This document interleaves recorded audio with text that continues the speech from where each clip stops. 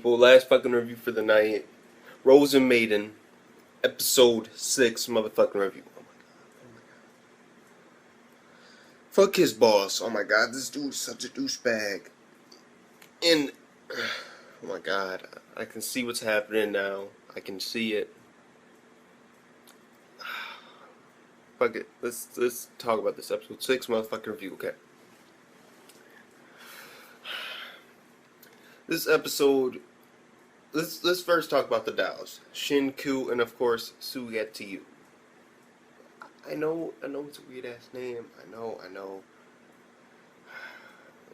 And I believe I mispronounced it, but I'm just gonna call them Rose and Feather, because that really describes them a lot more. Or Red and Black. It doesn't matter. I mean, I got their names, sort of, but I mean, it's easier for me when I want to get a very nice way and smooth way of speaking about it. Okay, and so, of course, in this episode, Rose and Feather, they had a couple of what you would like to call scuffles. One of which including them, well, basically, let's put it like this, okay. Feather, she has two Rosa Mysticas inside of her, like two Dial Souls. She stole one from one of her sisters, and so she's gone. And Shinku, aka Rose, she has two also, except one is in this false body of hers, and that's her original one, Holly, and then the other one, which was Hina's, is in her old body, keeping it alive. Because Hina gave it to her because she was about to fade away and she didn't want the seventh fucking Dow, the crazy ass fine bitch, to fucking come over, take shit over, and get her Rosa Mystica too. And it was, besides that fact, finally Feather admitted that she wanted to save her master, Magoo. And Shinku only has, I believe, 3 days left, starting next episode, to get back before her body breaks away. And she was also explaining to Jinkun how he cannot change this future because we can consider the world itself as a tree trunk, and this world would be nothing more than a small branch. It branched off in a different direction, but it's just a small branch, and it can't be changed. And they had two fights. One of them, they were pulling each other's hair, and it ended up they both had scars and shit on their face. They had bruises and shit, and they basically pulled each other's hair, but they didn't trash the fucking apartment. And then the second one was when they were spraying each other with water and their clothes were hanging up and they were in fucking like small ass like towels trying to dry off, and they decided to have a peace treaty because they both want the same exact thing. They wanted to have a ceasefire. And that's basically everything that happened in this episode with the Rozen Maidens. Now let's talk about Jun. Number one, he went to go help the girl with their theater, and she called him Jin Kun. I want to see something happen there. I'm really looking forward to something happening there. And, well, she basically meets his brother. He's helping her brother build stuff for the factory, like for the play, paint and all that. And that was basically it. That's like basically all he did. He talked to her for a little bit there, having a nice conversation and all that. But the most important thing that happened with Jun was fuck his fucking boss. Oh my, his boss needs ass whooping. He's like, well, so did you do it yet? Oh my god, fuck this his boss. Did you tap that yet? Get the fuck out of here with that shit.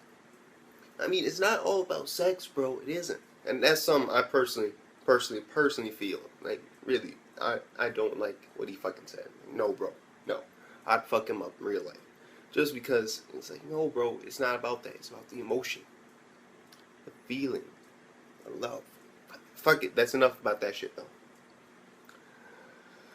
And basically, it's like you're a freak. You're weird. She doesn't like you. She'll never like you. You can never be together. Oh my god, this dude. He's like, I bet you think I'm an asshole. I bet you're telling yourself that right now. I bet you think I'm lazy. Well, guess what? I'm a full-time fucking employee manager. I have a laid-back job and I make laid-back money.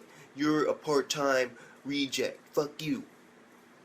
And he's still fucking on his phone just insulting the shit out of this motherfucker. This nigga John ripped up a fucking package. He was about to whoop his ass. And the last thing that happened with this episode, because this is going to be a short review, like I said. Last thing that happened with this episode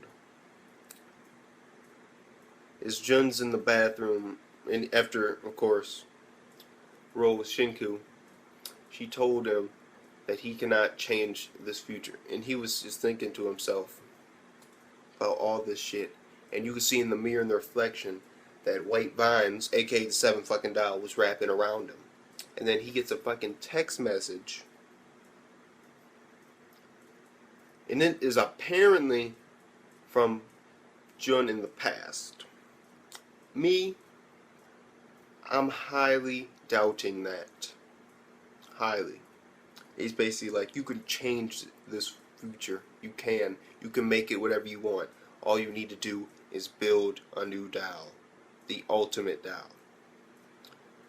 And then when he's opening up the book and he's reading it, it's, what do you think it is? It's about a doll that smells like roses and is the ultimate fucking dial. I'm not gonna lie. I have a very strong suspicion that that was not Jun that was texting him. I also have a very strong suspicion that he's building the 7th dial, which would be a very, very, very bad thing, considering how the anime is going. Oh my god, this dude's life is, oh my god, his fucking work life, and how he's behind in credits for college, and he's in trouble, and he can barely even afford to, live by himself in college.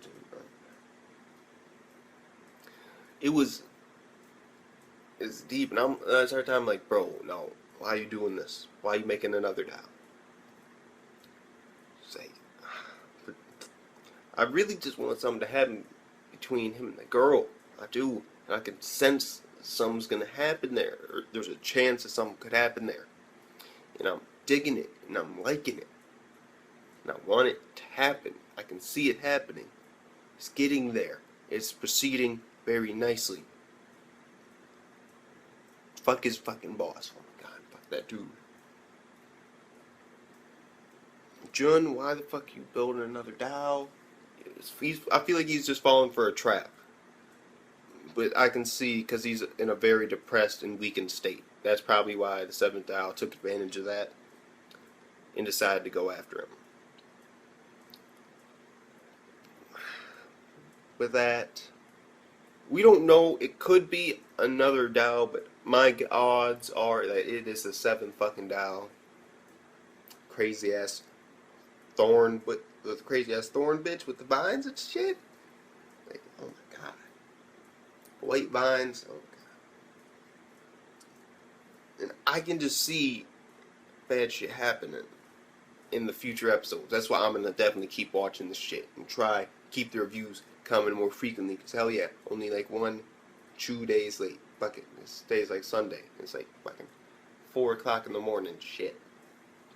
This fucking Ginai wo Tayu is about to be up, and then this one will be up too, most likely Sunday throughout the day, because I also got World Only God Knows, and no, Wonder World Only God Knows is Monday, so fucking got High School DxD and that fucking shit, the Yu-Chin, but fuck, I'm gonna give this episode, I enjoyed it a lot, I did, I liked it, it was I mean, the stuff with the dolls, it was funny and it was comical and it was deep and emotional in some points. But the stuff with Jun and his fucking life and how the connections are starting to happen with this girl, and yet his boss is just pulling him back down to despair. Fuck, it gets an 8. 8 out of fucking 10. It was a good episode. It was. It was. Besides that, though, yeah, it was a good episode. Comment down below, please, what you thought about this episode. Like the video if you like it. Subscribe for more shit like that. Peace out.